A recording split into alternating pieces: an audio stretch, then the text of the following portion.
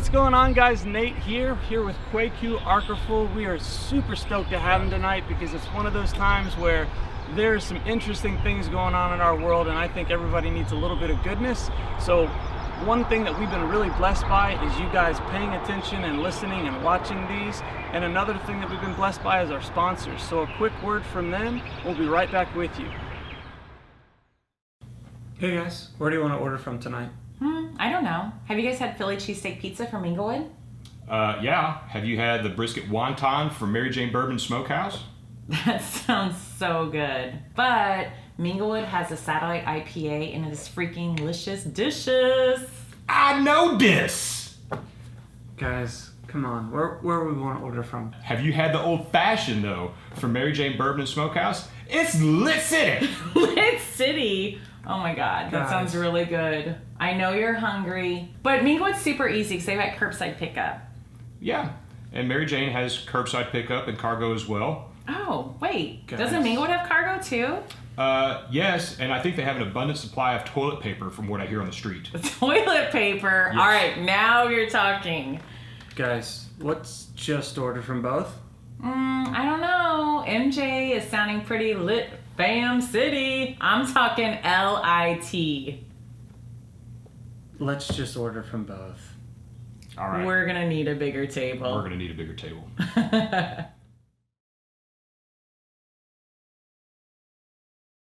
Oh man, I'm rebellious. I like being a rebel. It's crazy because I like being a rebel, but I like fitting in. Yeah, okay. You know, and it's like if you're following Christ, you have to have some type of rebel because the world is going towards safe comfort, and you got this person who's like, no, I'm gonna touch this person who's that leper. I'm gonna heal you. I'm gonna do this. I'm gonna do that. And you know, I even had to check myself with doing this because I was like, dang, we're not supposed to be close, we're not supposed to be touched, we're not supposed to be doing this. Yeah. And I just had to pray about it. And I was like, you know what? God, you got this. You know, if we can figure out how to motivate people and be a light to other people in this situation, yeah, let's do it. You guys have great faith in that. But for me, I lost my train of thought.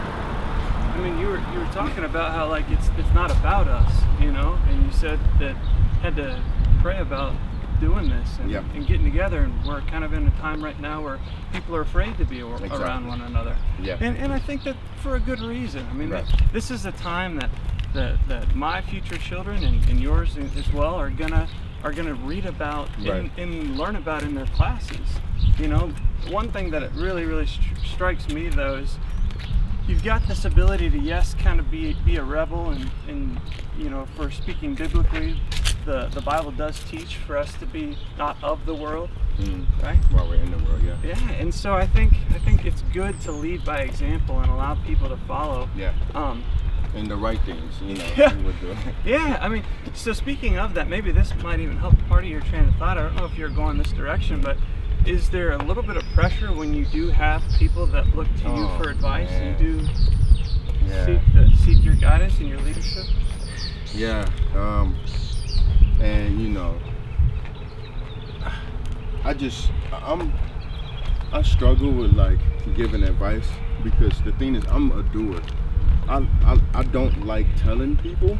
I would rather just go and do it. And if you don't, silent leader. And if you don't do it, and if you don't, I'm just like, okay, bet. But I don't want to have to like use words like, oh hey man, I'm telling you, but I would rather just, all right, bet. Like I told you before, this is what I'm doing.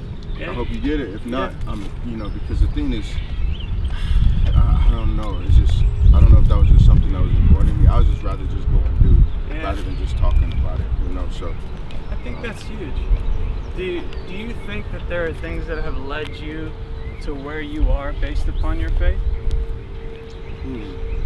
Because I know that you've got this different history, right? That you're not the American kid, but you've got this strong kind of constitution about yourself that's like, hey, I'm not gonna just look at what's good for me. I'm gonna look about how it benefits others. Yeah. So something that has led me to different places because of my faith. It's just the goal is to be able to be a light to other people. And that's something that goes into being different, because the world is so dark, man. The world is so dark, and there's just so many people that were complaining, and even through fitness, it's like, no, we gotta try to change that mindset. Yeah. Like we said, we get one of these, like, how are we glorifying God? How are we making this kingdom on earth as it is in heaven? Like, we're always talking about heaven. We're always talking about heaven. And God is like, I have you here. If I want you in heaven, you will be in heaven. Yeah. You feel me? You're not in you're here on this earth. Yeah. How can you bring the kingdom here? And that's our job with every breath that we have here, is to be able to glorify Him and bring the kingdom here. So I think it is being different. It is being that person that's not willing to just go with the flow of what everybody else is doing. But then when I say that, I've also been on the other side where I'm just like, and so my confidence wavers. Yeah. My Okay. confidence wavers Wow. because, I'll be very I vulnerable. love that, man. Yeah. That's so real. Yeah, man. We all face stuff like that. Absolutely, because it's like, I know that I should be doing this, right? And this is what my heart's telling me. But then I end up doing this, and then I come battling back and forth. And that's where that confidence takes a beat. Wow. You know? Wow. So, No, thank you for sharing that. Yes. You know, I think that that's so important too. Like you said, we're in uncertain times right now, and so everybody's confidence is shaken. Everybody is dealing with some anxiety, whether you think that you have it or not. You and I have opened up to each other, even though we barely know one another, and said, hey, yeah, like I do feel some anxiety at times. So in those moments of fear and stress, how do you center yourself back? man, the word, prayer. Really? You know, surrounding every time. Man, surrounding myself Good. around people like you. You know, you've been through something that's like I've never been through. I can't even imagine. You know, so when I hear those stories, and I think that's what God, you know, if we could be honest, still has you here for, to be able to be a testimony, be a light for the people, to be like, hey, this guy's going through it. What the heck are you complaining about?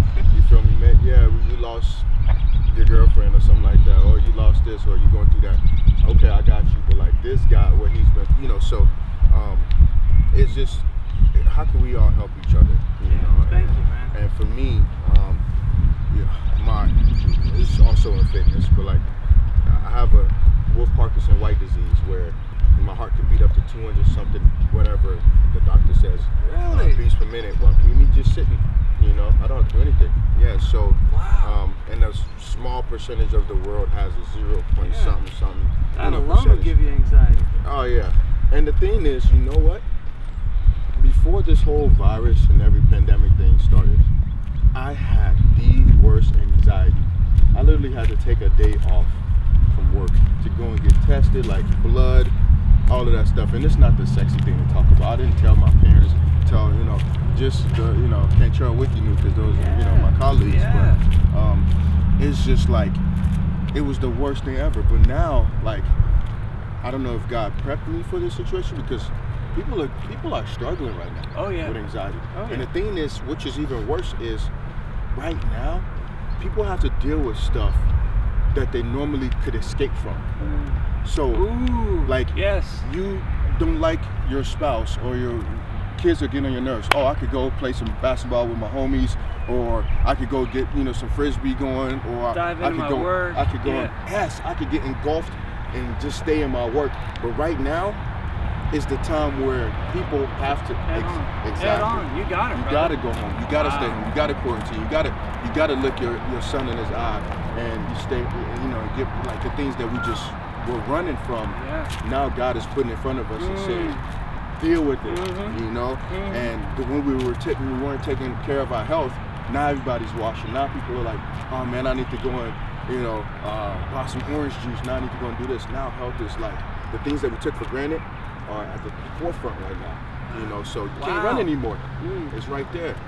Man, that is so powerful, Kweku. I think something that you said when you had kind of mentioned in passing to your colleagues is you know, just that, having to take a day off when maybe that's not your nature, you know. So when you took that day off, I know that you and some other really good guys in the community started something called the Honorable Young Men's Club. Can you tell me more about it? Yeah, man. we could be here for months. I think from what I've read, and you've invited me to an event, and it's just you've empowered people, and I'd like to share that. Yeah. So basically, myself and 3 other guys co-founded Entrepreneur Club, and it started. You know, the great things start, I would say, by accident. But you're not in it for the money or in it for the fame. Yeah. That's not what we were trying to do. Our goal was to just give back and help. And really, it transpired into all of this, you know. But just got done playing football and trying to figure out what's next at SEMO. And the rest of the guys played football and graduated from SEMO as well, too. Okay. And our goal was like, okay, what are we going to do? So we started, you know, we linked up with a guy named Danny Reese, who was already hands and feet in the community. Okay. And great Christian guy, Danny white guy. Reese. Yeah. Okay. White guy who just loves the Lord and loves people. And we were doing this thing called Christian Boxing Academy at Salvation Army. And I always tell people, it's like, man, if you get some kids that are acting up, you know, the best thing is to do is just, if they're not listening or, you know, trying to get in a word, you just beat it in them. You know? Just throw a couple jabs, a hook, you know, get the training headgear on. There you go. You just go at it. And by that time, you'll build some rapport with them, and they'll start listening. So through that, we did that for many years, and then still doing it now. But then we just tried to figure out how we can do more, because the thing was, it was after school. You know, it was in the community, and kids, you know, you lose them after 3 o'clock. They start doing their own thing. Yeah. The girls coming to play, you know, games and all of that stuff. Yeah. It was just like, you know, even just stay at home and just play video games. Yeah. So our goal was to just try to figure out how we could get into school, and Cantrell's mother, Miss Pearson, was our parent liaison at the school, middle cool. school. Yeah. And she basically said, hey, you guys are doing all this stuff in the community, and you guys should do the same thing in the school and try to help these kids out. Really? And we put something together, and the rest is history, I guess. You know, I think one time because, you know, I asked you if you'd go to lunch, and this is how this walk transpired. It's like, hey, I think you have a cool story. I would love to see if you'd be willing to share it. And it's always an interesting, you know, interaction to have. But one thing you said, because we met one day for lunch, you said, because I asked you just left Young Honorable Men's Club, and I said, hey man, what's it like? And your response was, it's like being an on-call doctor. Yeah, I mean, you are counseling these kids through some of the crisis of their life. Yeah, I forgot I said that. Yeah. But what a testament to just loving people and being willing to sacrifice the self because you want to see other people be successful. Kings. And the thing is, nobody, like at the time, people weren't, that wasn't the popular thing. You know, now you got some things and some people trying to, and that's awesome that we could be an inspiration and motivation of people. It's like doing something that's different. Yeah. You know, going away from that herd. You know, and the thing is, why are we not going to eat?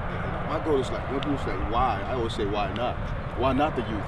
They're the future. They have everything. We don't go into HMC, Wanna Be a Men Club, saying we have all the answers. The only reason why it's successful is because we say, hey, you're the customers, right?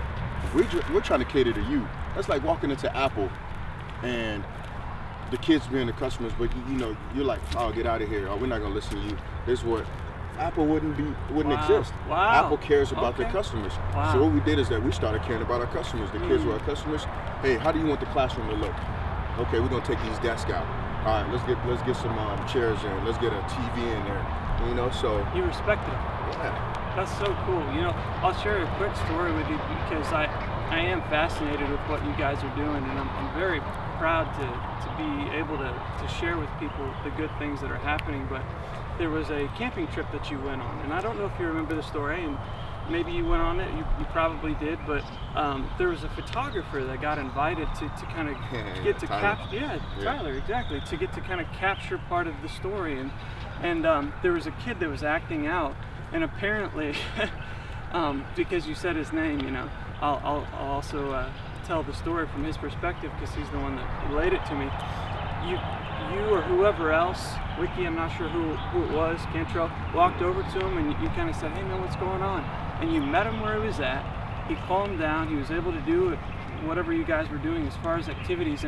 And this photographer that I'm speaking about looked at me as he's telling the story and he goes, that's why I'll never have kids. I couldn't do that.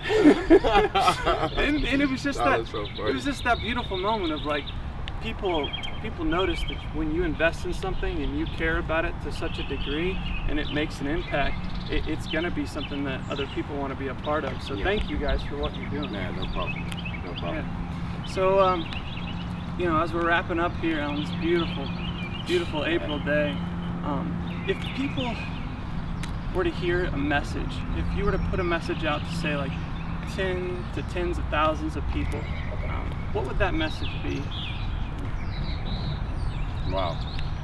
Man, you really do this on the spot, huh? Yeah, man. But I mean, like, if there was say a billboard, or you could put out just a sentence to people, what would you want people to see? Well, for sure, Faith. But I would say exposure. Get out of yourself. Get out of your comfort. Go out to wherever part of the world, and just serve. Like we want to be served to so much, and we talk about Christ coming in Mark, and he says, I didn't come here to be served, I came to serve. Like, how can we serve others?